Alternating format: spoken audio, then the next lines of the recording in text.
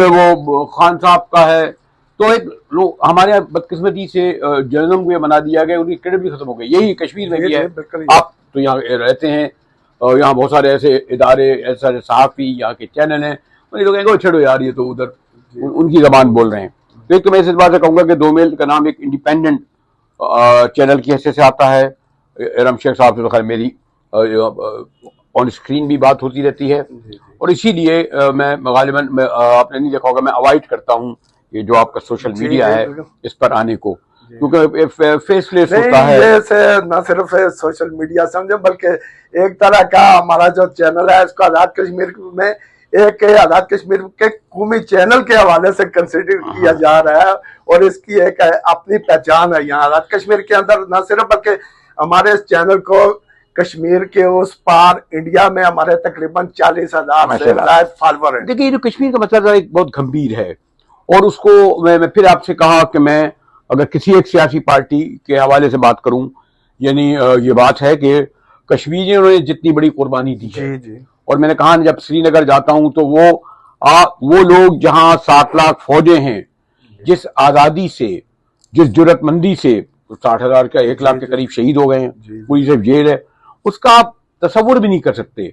ये तो sorry to से मैं ये कहूंगा जो सबसे बड़ा नुकसान तहरीक आजादी कश्मीर को इसलिए पहुंचा कि हमारी वो पॉलिटिकल पार्टियां जो इस्लामाबाद की थी वो यहां आ गई।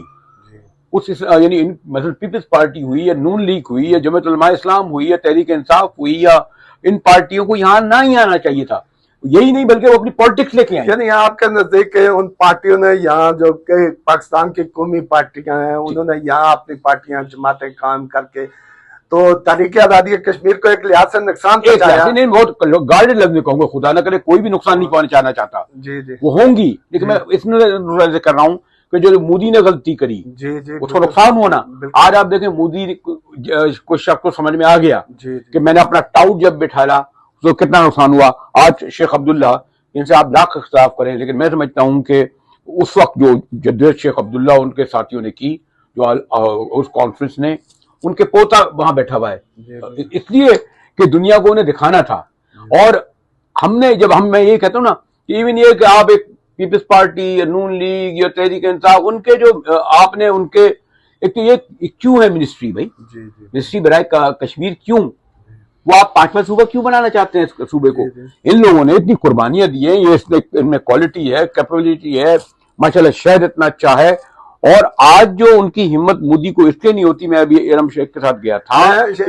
मैं आपको इंटरप्ट करूंगा इसलिए कि आपने एक बात कही बरेली साहब कि इसको क्यों 5वां सूबा बनाना चाहते हैं पूरे कश्मीर के, तो क्या आपके जहन में पाकिस्तान के अवामों में या पाकिस्तान की असेंबली में या पाकिस्तान के कई और मुख्तदार हल्कों में कश्मीर को 5वां सूबा बनाने की जो है वो कोशिश हो रही है?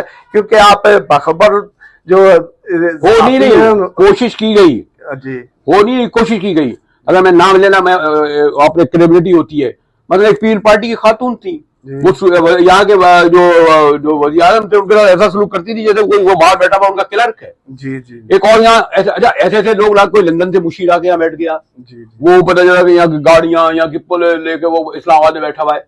ये इनका कोई हक नहीं था इस बात का कि ये जो वहां के, मैं ये नहीं कहता, देखिये मेरा बड़ा ताल्लुक है मुजाहिद अव्वल सरदार कयूम साहब से लेकर भी है। आपको याद होगा मीर वाइज जब यहाँ आए थे तो हमने उनको मुलाकात किया। मैं यासीन मलिक को इंटरव्यू कर चुका हूँ। मैं आप जो नाम लें, हिंदुस्तान के अली गिलानी साहब को मैं